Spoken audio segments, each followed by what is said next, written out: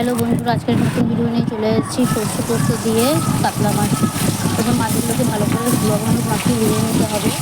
আর দিকে সর্ষে পোস্ত কাঁচকলা লঙ্কাটাকে মশলা করে নিয়েছি। এবার আপনারা আলুটাকে স্কিপ করতে পারেন, কিন্তু আমি আলু দিয়েছি। আলু আর টমেটোটাকে ভালো করে ভেজে নিতে হবে। যে আলুটাকে ভাজা ছিল এর মধ্যে লবণ হলুদ চিনি অ্যাড করে একটু কষিয়ে নিতে হবে।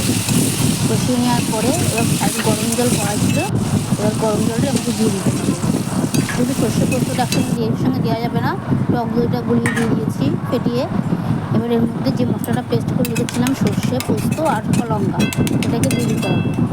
দিয়ে ভালো করে ফুটে উঠবে, তারপরে মাছ দেবো। বন্ধুরা সঙ্গে থেকো, পাশে থেকো, কমেন্ট করে জানাবে কেমন হয়েছে। এবার ভাজা মাছগুলোকে এর মধ্যে দিয়ে দিয়েছি। একটু ফুটে উঠবে, যে আলুটা আপনাকে স্কিপ করতে পারে, নাও দিতে পারেন। নামানোর আগে ধনে পাতা দিয়ে দিতে হবে।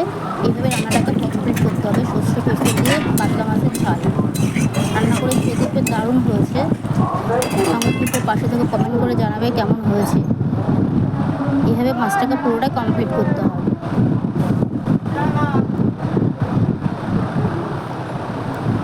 কমেন্ট করে জানাবে কেমন হয়েছে রান্নাটা। পুরোটা সরষের তেলের রান্না। এভাবে কাতলা মাছটাকে কমপ্লিট